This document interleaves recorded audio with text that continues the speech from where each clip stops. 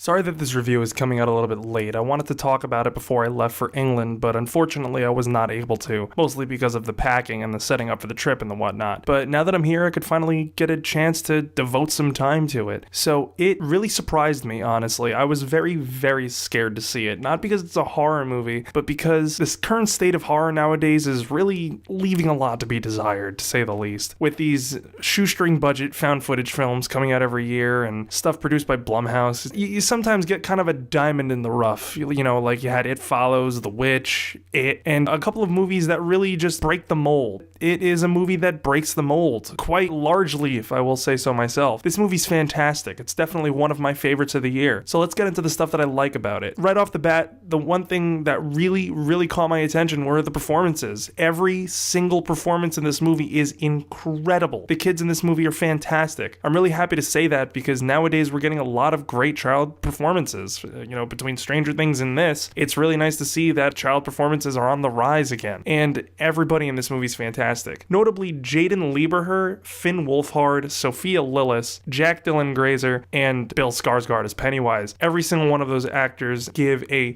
phenomenal performance. Jaden Lieberher has this stutter in this movie that makes him such an endearing character. Finn Wolfhard is like the kind of big mouth, gets himself into trouble a lot, kind of like myself back in the day, really, because I had a big mouth as a kid, but he's really just struck a chord with me because it was a very relatable character, and he was hilarious. He had some of the best one-liners in the entire movie. Sophia Lillis gave a fantastic performance as well as Beverly. She was a really relatable character who was going through a traumatic experience at home with her dad and a lot of child abuse, and it was really heartbreaking to see. And when those abuse scenes do come up, she just blew me away with how scared and just terrified she was. She was more scared of her father than she was of Pennywise, which really says a lot about her performance and the way that Andre Muschietti directs this movie. And Jack Dylan Grazer was also hilarious as the kind of like sheltered by his mother, always sick, kind of nerdy kid, and he was really funny. And last but not least, Bill Skarsgård, man, as Pennywise. Holy shit, is he good in this movie, to the point where I think awards may be necessary here. He is just so incredibly just disgusting and just funny, and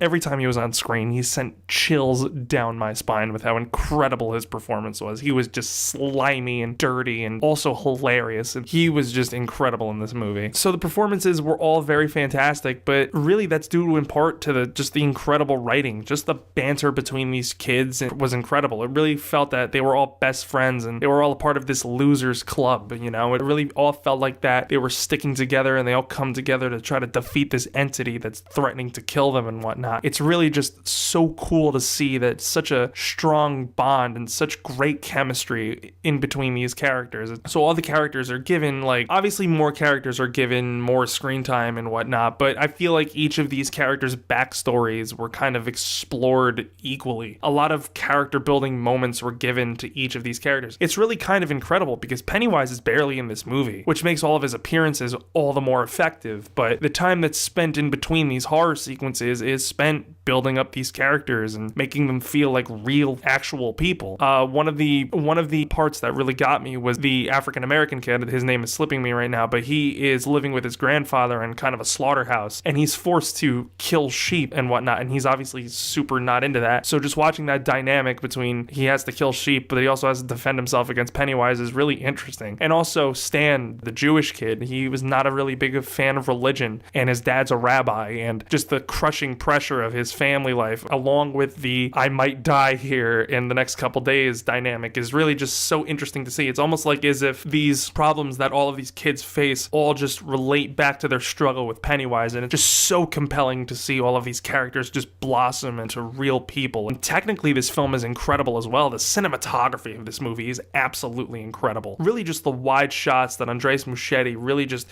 captivates and really just gives you the full breadth of this town and whatnot. And when they're fighting Pennywise, or when Pennywise is stalking them and stuff like that, it is dark, it's dingy, it's disgusting, it's just so bleak and stuff like that. The close-ups on Pennywise's face are just brutally horrifying. The fear that these kids feel is just accentuated by how great the cinematography is and the camera movements and whatnot. The cinematography really feels like a character in this movie with how incredible it is. And also, I have to say, the editing is fantastic. fantastic as well.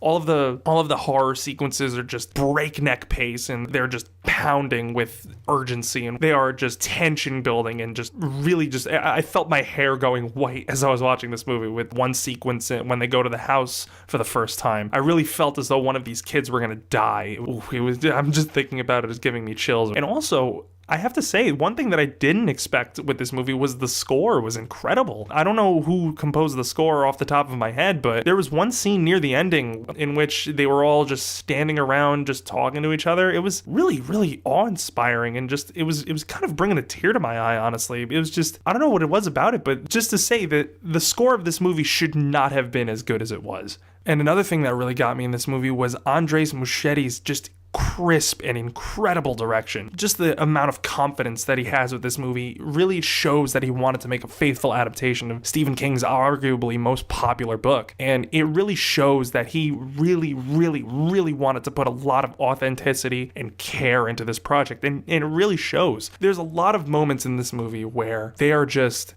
talking, and they're just throwing jokes out, and they're just building a friendship. And it's really in these moments that the movie shines.